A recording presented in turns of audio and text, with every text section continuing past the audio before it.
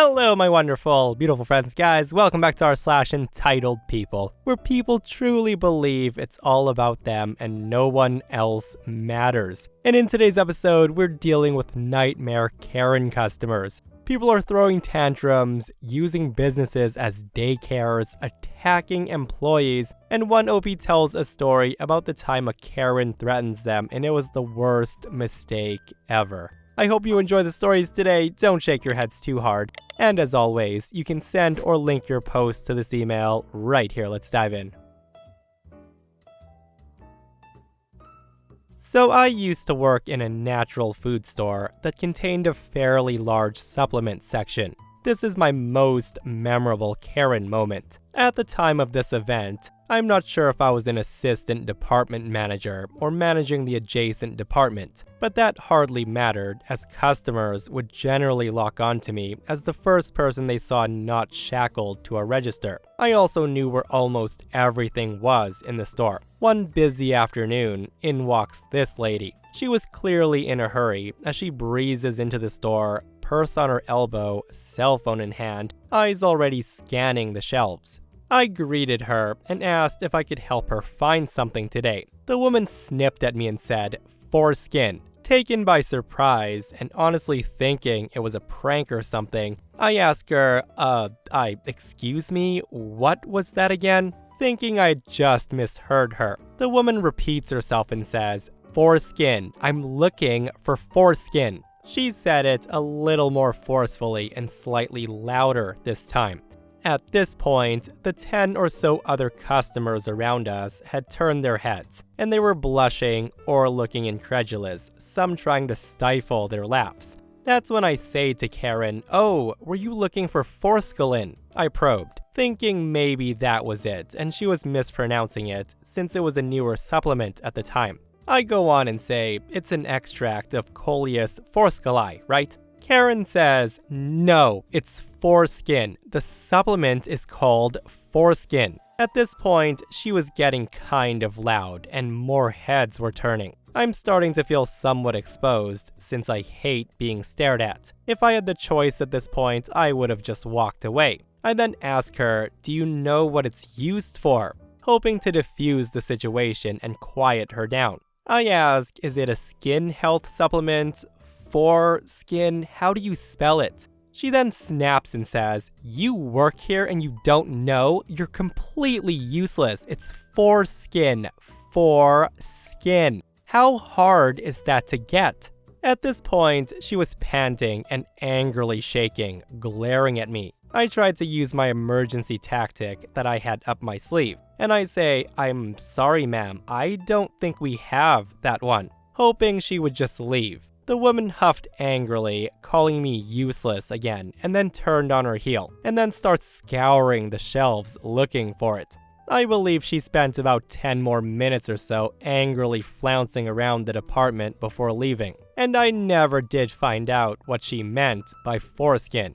Since that time, this event's become an inside joke between my coworker and I, leading us to occasionally corner the other in the store and yelling, "Show me your foreskin, where is it?" Not with people around though. Yeah, I honestly have no clue what that Karen would have wanted because I would have immediately thought of the supplement forskolin as well. As the very first time I ever saw it on store shelves, I had to do a double take, because the words do look quite similar at a first glance. But yeah, maybe she was actually looking for it because this person comments, "People actually use baby foreskin in some makeups, so she may actually be looking for products with foreskin in them." It was a big thing a few years ago and still is in luxury brands, if I remember right. So yeah, maybe she was looking for that exact thing. But I think we can all agree that it's really shocking to hear someone screaming that word out loud in public. Like the inner child in me would have burst out laughing, guys, especially when she started repeatedly screaming it. My goodness. We shall call the subject of this story Karen. So this happened earlier this year. I work in a shop that sells hardware and doesn't have an issue with people bringing their dogs in. I personally love dogs and I don't have one, so I take every opportunity for a bit of a cuddle. So I'm on my own in the shop one day when this Karen comes in to discuss some work she had asked us to carry out for her. She's got her 2 dogs with her.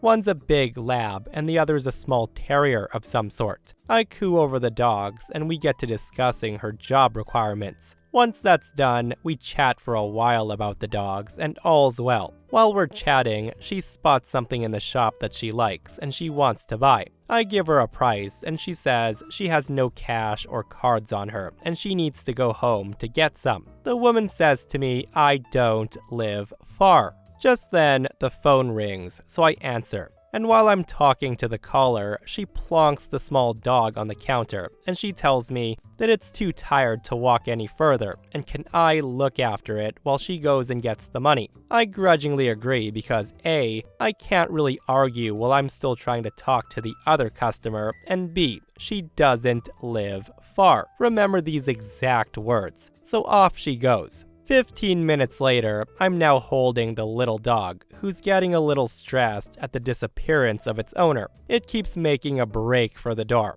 Another 5 minutes go by and no sign of her, and then another 10 and still nothing. So I poke my head out the door to see if she's walking down the road, praying she's coming back. But no, nothing. So I wait and wait. About an hour and a half after she left, it's approaching closing time. And here I am on a Friday afternoon with a stranger's whimpering dog in my arms. I couldn't put it down because every time I did, it made a beeline for the door as soon as I did. All through this, I had other customers come in, and I had to perch the dog on the counter while I served them. One lady even had to hold the dog for me while I carried out her order. Another half hour goes by, and at this point, it's 2 hours and nothing. We're now closed, so at this point, I look up her profile and grab her phone number. I call her phone, and nothing. I wait a bit and call back, still nothing. Finally, on the 3rd try, she answers, and I ask her when she's going to be back, as she was just popping home to get some cash. That's when the woman says, "Oh, I'm so sorry. When I got home, I needed to help my elderly neighbor with some gardening,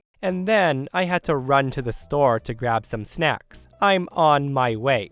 That's when I think, great, won't be long now. Just then, my boss arrives back from his work on site, and he asked me why the heck I'm holding a small white dog, and who the heck does it belong to. I explain the situation, and he's calm, but he's not particularly happy. He also tells me that Karen actually lives about a 45-minute walk away, and I think to myself, fan-effing-tastic. Eventually, well after closing time, just as I was making plans to take the dog home for the weekend, Karen wanders in the door. Not a care in the world, no apology, nothing. She just grabs her dog and she tries to hustle out the door.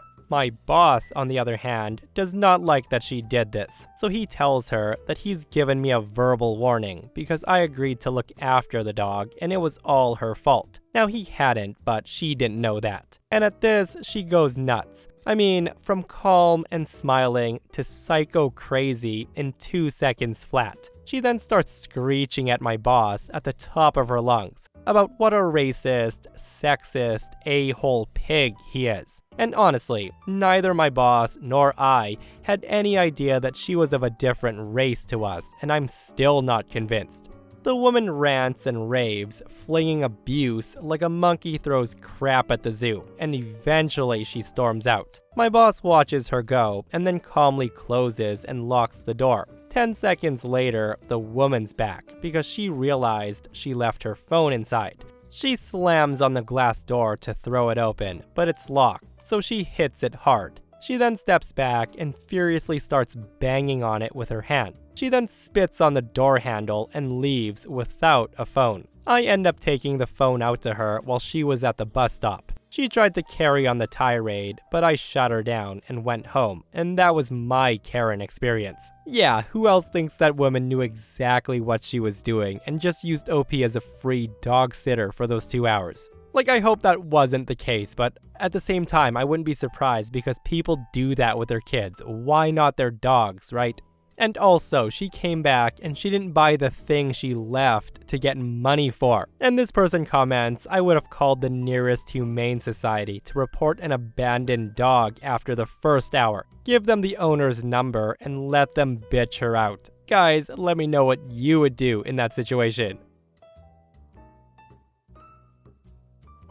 So a bit about me is I like fresh ground pepper. My wife likes fresh ground pepper. My friends like fresh ground pepper. I particularly like it on my weekend Sunday breakfast, which as it happens, takes place in the same local neighborhood diner as it has for 10 years. Alas, this diner deploys simple pepper shakers, inadequate for our tastes, so we bring along our own purse-sized mill. This diner, that I should further point out, is generally patronized by regulars each Sunday morning, and we're on a smile and wave basis with most of them. As usual, this past Sunday, we're enjoying our breakfast. We're talking, laughing over stupid jokes, the usual. At the table to our immediate right was a couple, about mid-50s, the same as us, but unfamiliar to us, not regulars, and the man had a loud voice. So loud, in fact, that he made our conversation a little difficult. During a lull in the conversation, I hear him say, "Pass the pepper." My friends then mentioned that they were going for a bike ride later, and wondered if we'd like to join them. I thought it over, and just as I was about to answer, I heard a scraping of a chair from the next table. Suddenly, the man with the loud voice was looming over our table. He then screams at me, "I said, pass the pepper, damn it!" He then reaches across the table to grab my pepper mill. Of course, protest, surprise, and exclamations followed. I managed to block his hand and then look up at him and said, "Hey, what are you doing?" My friend, a very mild-mannered and gentle man, jumps to his feet and squared up. The man snarls again and he says, "Pass the pepper." What's so hard to understand?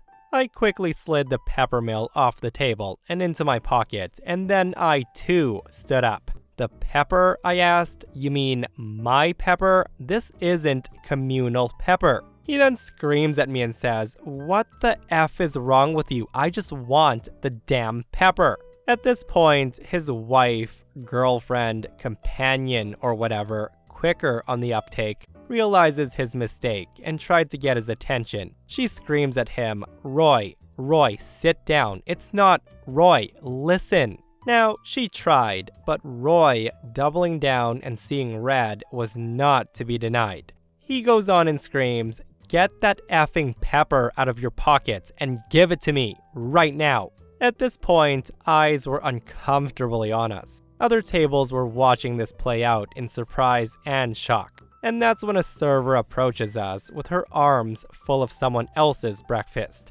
She says, "Hey guys, I'm not sure what's going on, but I have hot food here, coming through." As she passed, Roy shouts again, and this time, he throws his hands in the air in a what the hell gesture. It all happened in a blur, and before the server could deke, she was covered in sunny-side-up eggs, home fries, and sausage. The woman he was with screamed at him again and said, "Roy, what the hell?" That's when Roy shouts at me saying, "F you, see what you effing did, you idiot?" His wife had scrambled to her feet to assist the server, who had dropped the second plate as well. My wife also gets up to help. And that's when the owner, Donna, a sweet-faced 65-year-old, suddenly emerges from the kitchen. She asked, "What's going on?" Everyone starts talking at once, and Roy, Alpha Roy, shouts over everyone and says, "This a-hole," pointing to me, "wouldn't pass me the damn pepper. It was his fault this happened." Donna gaped uncomprehendingly at him for a moment. She then looked at the mess on the floor, the now red-faced and furious Roy, and the other customers, and then at me. She then said, "What? There's pepper on your table." His wife at this point screams, "Roy, apologize now and sit down." I then say to him, "It's my pepper mill, not the restaurant's." Roy then shouts, "Effing idiot, then why didn't you say something, a-hole?" I just laugh out loud and looked with amazed surprise at my friend. He just stares straight at Roy, and he says in a quiet but firm voice, "Listen to your wife and sit down." Donna looked around at the mess and the confusion, and at this point, approximately 45 seconds had elapsed since Roy first lurched to his feet to steal my pepper. Donna then says to him, "I think I'm gonna have to ask you to leave. I can't have this in my restaurant." Roy's wife, nearly in tears, began apologizing rapidly and repeatedly. Roy starts protesting and demand that he get to sit and finish his breakfast. Donna, sweet-faced but tough, told him that he could leave voluntarily or she would have police assist him. His wife just said, "Roy, now." She then left a wad of money on the table and grabbed his arm, pulling him to the door. She said to Donna and the server, "I'm so sorry," and then proceeds to leave. I guess Roy loves his pepper too. And this is why people need to stop making assumptions and let others finish talking. Like, all of that could have been avoided if Roy wasn't so frickin' alpha and had simply spoken to OP like an adult. I just feel bad for his wife. Like, I have a feeling that this isn't the first rodeo, and she's used to him just blowing up at random people in public, which to me is wild. Like, there is never a reason for grown adults to have screaming matches at each other. And here's something my grade 11 teacher said that still sticks with me to this day. Getting loud and screaming to get what you want or to get your point across is a sign of low intelligence. And honestly, I'm starting to believe it with all these Karens. So I work in a healthy fast food sort of place in Australia. I only started a couple of months ago with weekend-only shifts, as I still go to school, so I only work a 3-hour shift per week. This place I worked at is healthy fast food, so pre-made sandwiches, salads, baguettes with salads and meats in them, paninis, coffee, and toast, I guess. Now, I don't remember the day or why we did this, but sometime in April, Australia had some sort of special day, and my company decided to give out free Vegemite toast to anyone in the store. So since we live in Australia, Vegemite's a natural for us, and the line was very, very long. I was constantly going to the storage room, grabbing bread, and serving customers non-stop. We have all 4 toasters going at once, as there were so many people ordering Vegemite sandwiches. I'm doing my work, and when the time came, I told my boss that my shift is over, and I left my coworkers to the agony in serving the customers. I sit down at one of the tables because I'd planned to meet my friends here, and then we would go to one of our other friends' house. I was just sitting there and waiting for them, listening to music. Keep in mind, the store is still overflowing with customers. I was sitting in peace while listening to my music, and that's when someone yanks my earphones out. I assumed my friends are here, but I look up to see a woman and her child. I ask, "What's wrong, ma'am?" And the woman replies, "Do you work here?" I say, "Yes, I do." She then says to me, "Well, go and serve us. Look how long the line is. We've been waiting in line for such a long time. Go help them." That's when I tell her, "Ma'am, my shift is over, so you'll have to wait for one of my coworkers to serve you, as I'm not there now." She then screams at me and says, "I don't care. You work here and you can see how long the lineup is. So get up and serve us." I just repeat myself and I say, "Ma'am, like I said before, my shift is over, so you'll have to wait for someone else to serve you." She then says to me, "Fine, well, I'm gonna go speak to your manager. Who's the manager here?" I gestured the lady towards my boss, and she spoke to him. And I just want to say that my boss is a good person. Even though he can be a bit rough and mean sometimes, he always has my back. I listen carefully, and I can hear him say the exact same thing I said to her earlier. I then see my friends, and I make a dash towards them, and ask them to leave the shop with me, as I don't want to be included in this madness anymore. I come to work the next week, and I ask my boss what happened. He then said that she threatened to sue him and me because I wasn't doing my proper job serving customers. She apparently has a lawyer husband who will, quote, "sue you so hard your head will spin." But apparently in the end, my boss threatened to call the cops and she just left. He did apologize to me, and I told him not to worry about it and just went on with my day. This happened a few years ago while I was working as an assistant store manager for a big box automotive retail store. I was working the afternoon/evening shift as I often did. It's a normal day. The customers are coming and going. Early on in my shift, this one Karen customer comes in the store and picks out a set of headlights that he thinks will work for his car. I offered to check to see if they're the right ones, as I didn't want him to do a return later if he had picked out the wrong item. The man declined, and he said he was in a hurry and that he knew he had the right item and to stop wasting his time. So I cash him out and the guy goes on his way. Before leaving, I inform him that our company policy was if any electronic item were opened, it cannot be returned. The guy of course grumbles and he says, yeah, and then leaves. Well, about half an hour later, the guy comes back to the store, demanding a refund, saying I sold him the wrong product. I again inform him of the policy and then asked if he had opened the product and tried to install it on his vehicle, to which he says yes. He then makes a smart-ass comment saying, "Don't you know you have to open it to see if it works, you effing idiot?"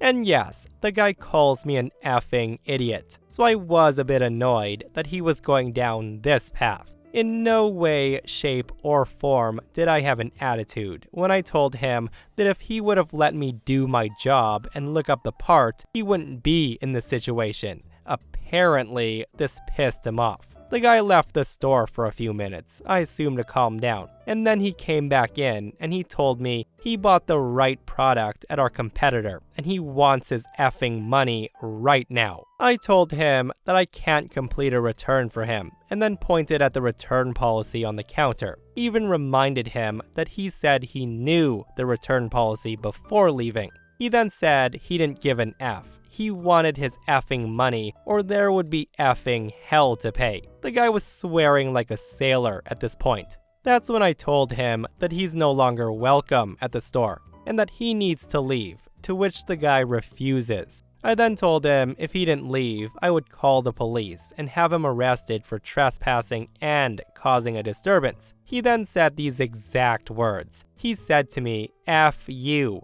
Call him. I don't give an F. I want my $20. Unbeknownst to me, my coworker was already on the phone with police dispatch, telling them that we had an unruly customer in the store who refused to leave. The guy was throwing a level 10 tantrum at this point. The guy, finally realizing that he wasn't going to bully me into giving him the return, starts to walk out, and then he says to me, "Don't let me catch your ass outside. I will shoot you." Meanwhile, my coworker's telling dispatch everything that's happening. The guy finally left, and a few minutes later, I heard the crackling of a police radio in the distance. My coworker was telling the officer that I was the one involved, and to talk to me about the incident. The police officer came over, and he asked for and ran my credentials, while also asking for the details of the incident. I told the officer what happened, and told him we have it on security camera also. I offered to show him the incident and give him a copy, as we would be pressing charges. The officer looked at the footage of the incident and then took a copy for evidence purposes. He then wrote the report, and he had me, my coworker, and a few other coworkers write statements as to what happened. The officer asked if I knew the guy's name. I told him I did, and that I could also provide his address and phone number as it's in our computer system for warranty purposes on other items. When I told the policeman the guy's name, he said, "I know exactly who he is. We've dealt with him before. The guy's a bad dude. Do not take his threat lightly." I told him I wanted to press charges for threats, trespassing, and disorderly conduct. As per company policy, I had to write an incident report for the trespassing and the officer showing up. Towards the end of the shift, the officer comes back to the store and then informs me that they arrested the man on outstanding warrants and the new charges. He told me the DA would be in touch with me about testifying in court. A few months later, the DA called and they asked me to come to their office to have a recorded interview and to bring any witness statements I had. I did as requested. Once the court date got closer and I was preparing myself to go testify, I received a call from the DA telling me the charges were dropped and I didn't have to testify in court. I asked why the man's charges were dropped, and he told me that the man had made a plea deal and that the charges from his warrants were going to put him in prison for a long time. Being curious, I asked the DA what the charges were from his warrants, and he told me I can't release the information at this time. I asked when his court date was going to be, and that I wanted to try to be there. Luckily for me, I wrote the schedule at work, so when I found out the date, I gave myself that day off. I went to court, and I found out the guy had been charged with first-degree murder, conspiracy to commit murder, felon in possession of a firearm and all the charges that go with it, and multiple drug-related charges. He was found guilty on all charges, and he's currently serving life without parole. After the court case, I thought to myself that somehow I had a hand in helping catch this guy. But to think that they got the information over a $20 return that couldn't be made. I know eventually the officers would have caught him, most likely over something stupid like a blown headlight. Karma wins again. Holy moly, the fallout to that was absolutely nuclear. And you'd think, like with having warrants out for your arrest and being a criminal, the guy would try to fly under the radar. But no, let's draw as much attention to myself as possible. Over a $20 part, which is absolutely ridiculous.